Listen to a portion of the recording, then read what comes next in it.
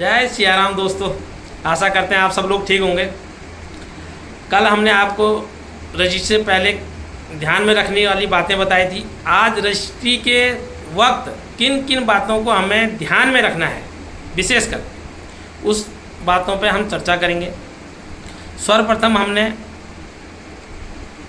Plot पे जाना है। प्लाट का जो मालिक है या जो कोई प्रॉपर्टी डीलर है उसके साथ आपकी उस प्लाट पे फ़ोटो खींची जाएगी। उस प्लाट की आप गूगल लोकेशन लेंगे। गूगल लोकेशन लेने के बाद आप तहसील में जाएंगे। वहाँ आपने जो भी वकील से बात कर रखी है वो आपकी रजिस्ट्री की जो प्रोसेस है उसको आगे बढ़ाएगा।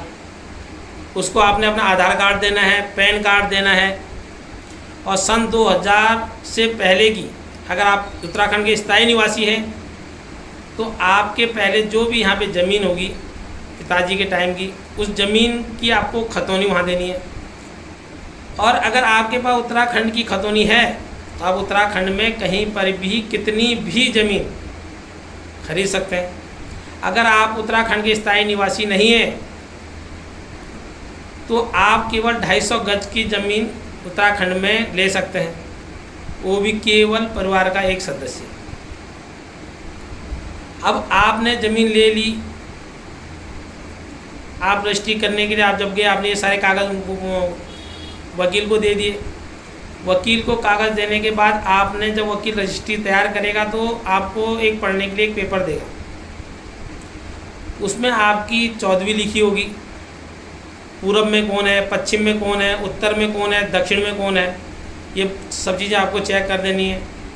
आपका आधार कार्ड का जो नंबर होता है वो नंबर उसमें चेक करना है, नीचे सही लिखा नहीं लिखा है। कभी कभी वकीलों से गलती हो जाती है। वो आधार नंबर चेक करना है, अपना मोबाइल नंबर चेक करना है, अपना एड्रेस चेक करना है। ये सब चीज़ होने के बाद आपकी रजिस्ट्री तैयार हो जाएगी। रजिस्ट्री तैयार होते वक्त आपको कुछ शुल्क देने होंगे जो कि अनिवार्य है। ज़मीन की जो वैल्यू है उसके आधार पर आपका स्टाम्प शुल्क लगेगा और ज़मीन की वैल्यू हर कहीं अलग अलग होती है, इसलिए वो स्टाम्प शुल्क आपको फिक्स बताया नहीं जा सकता। स्टाम्प शुल्क लगेगा। उसके बाद एक अंदर रसीद कटेगी। वकील अपनी 3000 के आसपास जो फीस है वकील अपनी फ़ीस लेगा। जब ये चीज़ें आपकी संपूर्ण हो जाएंगी तो आप रजिस्ट्री वक्त आपको एक रसीद प्राप्त होगी। वो रसीद आप अपने पास संभाल के रखेंगे। रजिस्ट्री के 3 से 4 दिन बाद आप जाएंगे, आपको वहाँ रजिस्ट्री प्राप्त हो जाएगी। वो रजिस्ट्री को आपको संभाल के रखना है। अब आप तो निश्चिंत हो गए, हमारी रजिस्ट्री होगी, चुपचाप घर पे नहीं बैठना है। आपको इस बात का विशेष ध्यान रखना है कि 35 दिन के बाद ज़मीन की दाखिल खारिज होगी। आपको ज़मीन की दाखिल खारिज करानी है, ये चीज़ आपको बिल्कुल नहीं भूलना है, क्योंकि एक प्लाट की 3-3, 4-4 जगह रजिस्ट्री हो सकती है। कई लोग करते भी हैं।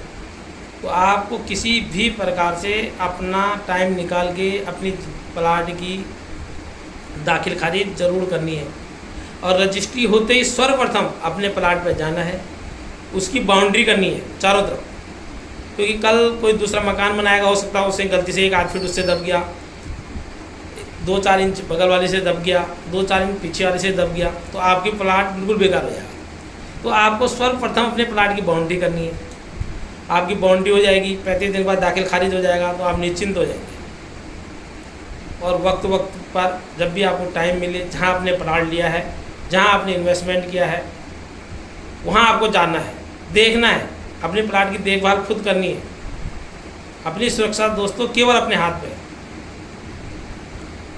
इन बातों को आपको ध्यान में रखना है। विशेषकर कल का जो प्रोसेस है हमारा, कल हम आपको कुछ भुक्तभोगी व्यक्ति जो कई साल बाहर जॉब किया, जॉब करने के बाद सिविल में आए, उनको किस प्रकार से ठगा गया, कैसे वो आज अपने आप को ठगा महसूस कर रहे हैं, इस बारे में आपको बताया जाएगा। कुछ विशेष लोगों से आपकी मुलाकात भी कराई जाएगी। किन किन बातों को आप ध्यान में रखकर आप कार्य करेंगे तो फ्यूचर में आपको दिक्कतों का सामना नहीं करना पड़ेगा। उन व्यक्तियों से आपको इस बारे में डिस्कस कराया जाएगा। आपको उन सारी बातों को आपसे डिस्कस किया जाएगा, आपको बताया जाएगा, ताकि आप जो गलती उन्होंने की वो गलती आप ना करो, आपसे वो गलती ना हो। जो भी कार्य करें दोस्तों, पैसा बड़ी मुश्किल से कमाया जाता है, बहुत मेहनत लगती है। आदमी सोचता है मैं इन्वेस्टमेंट करूँगा, पैसा कहीं लगाऊँगा, मुझे अच्छी उस पैसे का फीडबैक मिलेगा, लेकिन अगर उसको उस पैसे का फीडबैक नहीं मिल पाता है, कुछ भी उसको प्रॉफिट नहीं होता है, या वो फ्यूचर में कई परेशानी से घिर जाता है, तो इस बात को बड़ा ध्यान में रखकर आपको इन्वेस्टमेंट करना है। धन्यवाद। सुरक्षित रहें, सावधान रहें, सतर्क रहें। जय सिया राम, जय मां नंदा देवी।